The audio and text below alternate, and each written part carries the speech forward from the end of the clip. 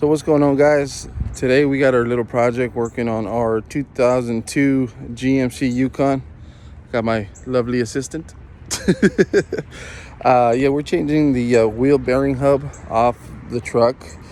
I started to get a little bit of a grinding sound. Check the brakes were fine. And then there was a little bit of a wobble when you hit a certain miles per hour. So if I would drive between 60 and 70, it was always a wobble in the steering wheel. I changed out the tie rods, the tie rod ends, inner and outer, and still had the same problem. Took the truck to get a line. Everything was perfectly fine. So now we're on to phase number 2 of changing the wheel bearing hubs. All right. So if you ever have that issue, what I normally do is I'll jack up the car, and then as long as the tire's up in the air, if you spin it and you hear like a clicking sound like marbles inside, chances are your bearings are shot, so it's time to replace. We already did one side, so we're actually moving on to number 2. And again, this is a 2002 GMC Yukon. It's the same thing for Tahoes, Silverados, and I'll put the years in the description, so then that way you guys will know. It's pretty much the same thing. It's real easy, real straightforward, and I'll show you guys. You really don't need that many tools. It looks complicated, but it's really not. So this is pretty much what it's going to look like after you take your wheel off, right? So what you want to do is you want to go ahead and turn the steering wheel. I'm on the driver's side. You want to turn the steering wheel to the right so you can have access to the back bolts. All right. So you have 2 main bolts to remove this entire housing here. So you have an 18 up here, and then you have another 18 down at the bottom. Back here, where my finger's at, right here. All right, you break this, take this one off, take the top one off. This whole unit comes out together. But before you do that, you want to make sure you loosen up this brake hose here. That's a 10 millimeter, and then this is a small clip for your ABS sensor. You want to make sure you get this out of the way, because all this is coming out. The new units that we ordered, they all come with a sensor already in it, so there's no need to keep this. All right, so we're going to go ahead and do that. All right, so first and foremost, we're going to remove the 10 millimeter bolt up top. All right, all the way out. Let's get loose. All right, then we're going to remove our clips up here. All right, pull that out.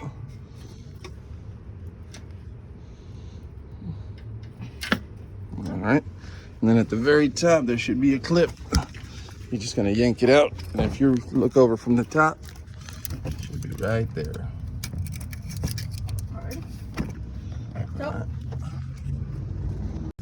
All right, so once we get everything removed, this 10 millimeter bolt, you got the play here. You got your ABS wire removed already. All right, and then we're going to start removing our 18 millimeter bolts, one on top and one on the bottom. And of course, I already broke those loose for them. All right, and then we're working our way up bolt number 2.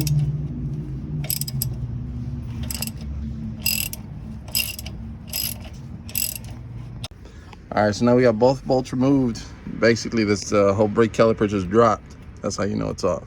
So we're just gonna go ahead and remove it and sit it right up top. All right. Ta-da! And that's why it's important that you remove this 10 millimeter bolt up here, so you can have the play for the brake line to come through. Let's go ahead and pull the disc off. And in the event that these get seized, like my other side did, I just took a rubber mallet and then just hit it a little bit. Yeah, hit it on this side, turn it, hit it, turn it, hit it, turn it. You'll see it wiggling itself out. And then that's how you basically remove it. So now we have 3 15 millimeter bolts in the back. This, and this one here. And all these 3 are gonna come out. And then, of course, this is a 2002. I'm assuming that these are the original parts. And these will get rusted a little bit.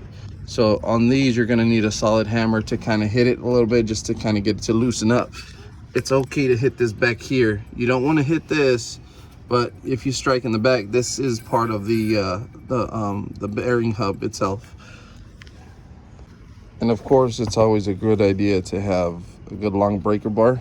It makes life just that much easier.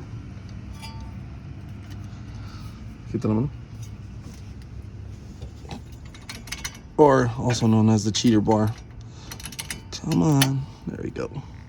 We're naming everything now? Yeah, we're giving them nicknames. Okay. That's what mechanics call these, is the cheater bar. How many cases Single-handedly. Ta-da! How many cases? All right, so you got that one coming out.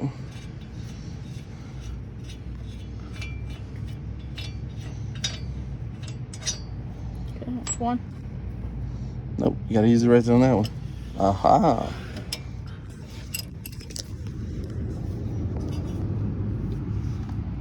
Oh, come on, like you ate beans this morning. I didn't.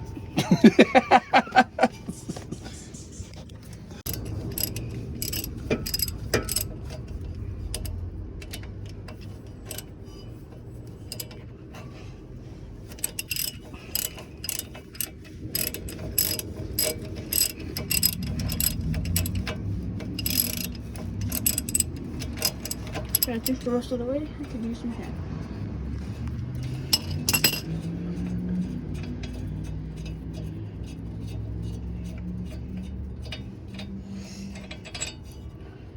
Okay, that's two. Alright, that's one.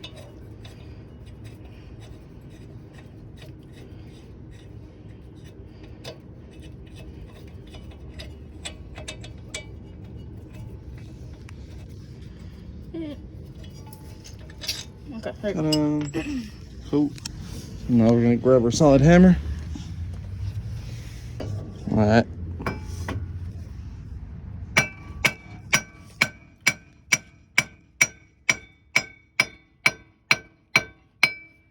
See, opening it up.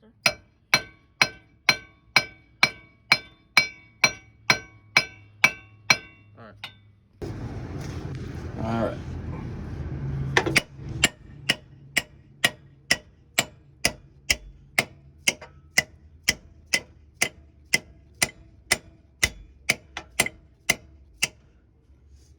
All right, now hit the edge right here.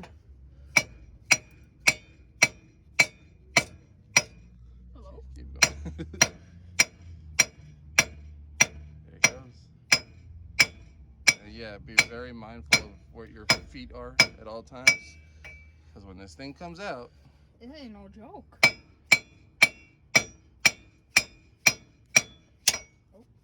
almost out.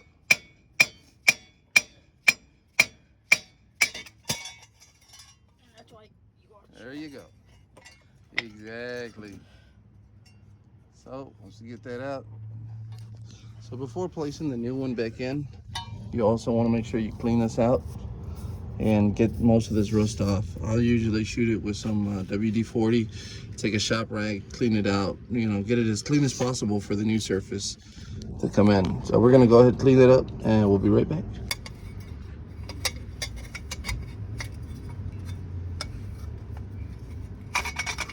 There you go. Ta-da! All right. So be very mindful of how the unit sits, because you do have a slot for the sensor in the back. So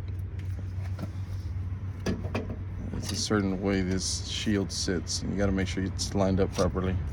Otherwise, if you put it on this side, you're going to be hitting your brake caliper, and you got to take it off again. So, okay. All right. Ta-da! Let's go ahead and get our bolts back in the back.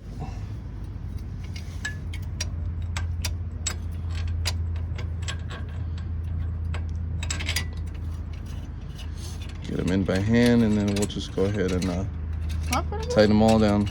Yeah, there you go.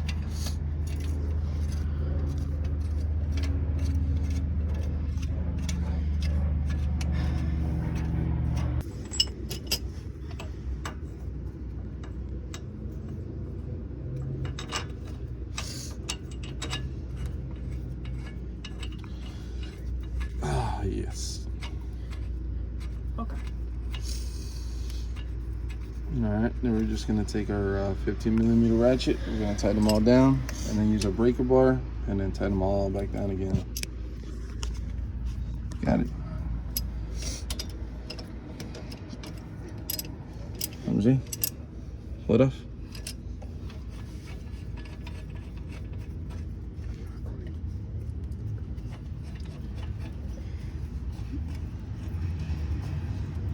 Should be able to see the nut come off the top here.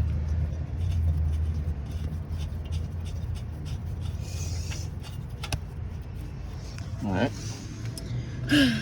Okay. All right, now do the other one. And of course, if you want to go the extra distance, there are specs online that you can find to get the actual torque specs. Me, I'm just going off of what feels right. I do have a torque wrench, but this is for the DIY people who don't have all that fancy equipment.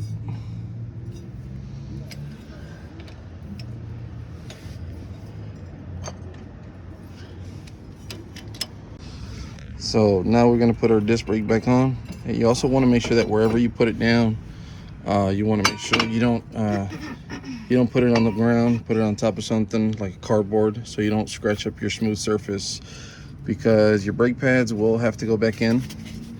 And of course, you want to make sure that it's a smooth transition. Now, the way I did it, in order for me to be able to pull off the entire brake caliper assembly, my discs don't have a lip on it. There's some that are worn out, and when you try to pull them out, the brake pads will get caught on that lip. For that instance, you might have to open the brake calipers from the top. You put a flathead on the top. Of course, you want to open up your brake reservoir and then pull them open that way. That's the only way you'll be able to get them out, to do it this way. So we're going to go ahead and reinstall these, put it back on, and then put our 18mm bolts in the back, put our assembly back on, put our rim back on, and we should be done. So another thing that you can do is, if you're doing this by yourself, and of course this thing tends to wobble around a bit, you could always put one of your studs back in, one of your lug nuts back on, and then it'll hold this flat up against the disc brake steady.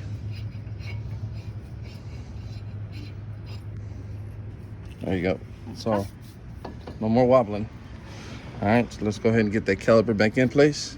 Make sure you separate these two, and then just slide it back on in there. So this one's gonna come this way. Let's see.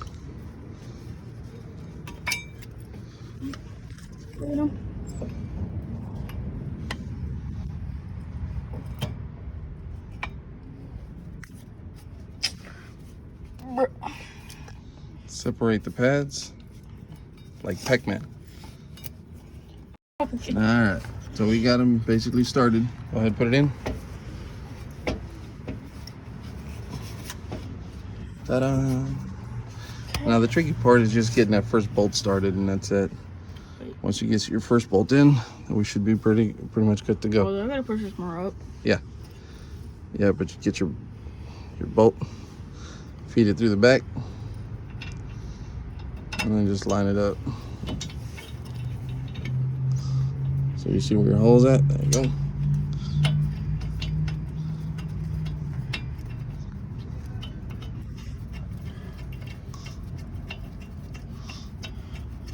So you pretty much get your hand started, and then the bottom one should just automatically fall into place. Okay. All right, so we're gonna put our 18mm bolt here. Be good to go. And then this also, doing it this way also eliminates the hassle of taking out your brake pads, putting them back on, re-lubing it. So, and that way you save yourself a headache.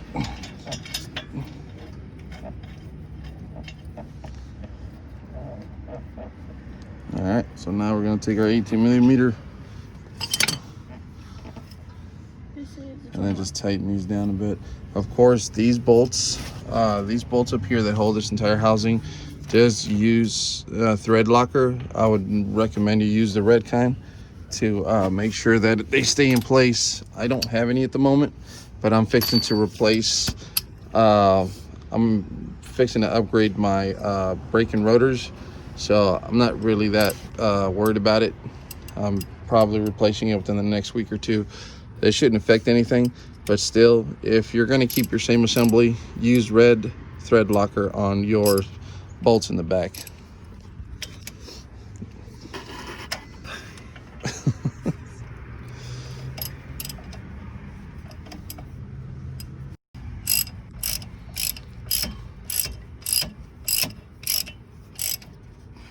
All right, nice and tight. Well, you're tight.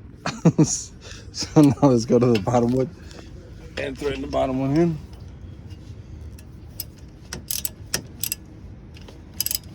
So remember, in the driver's side, in order for you to loosen it, you're going downward with it, and on the passenger side, it's going up. It's the opposite on the passenger side. So, and then to tighten it, of course, it's the opposite. Here we're going up. Passenger side, we're going down with it to tighten it up. Okay. All right, put it on the breaker bar. And let's go ahead and get them swapped out.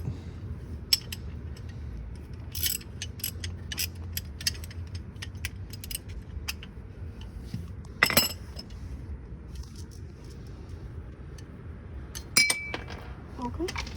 All right then. I landed it. Let's go. You captured it.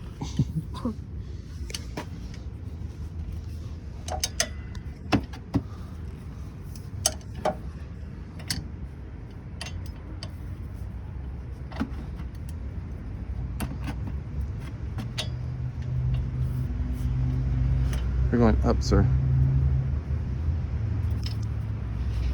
Let me stand up.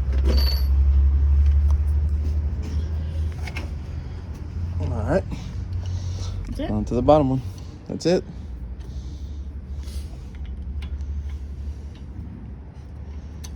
Okay. That was it. So the lower leverage you got, the better it is in this case.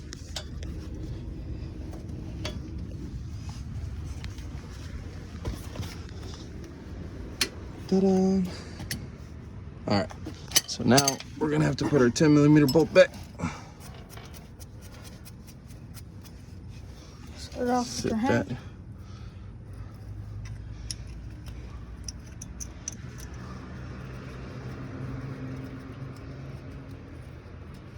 All right.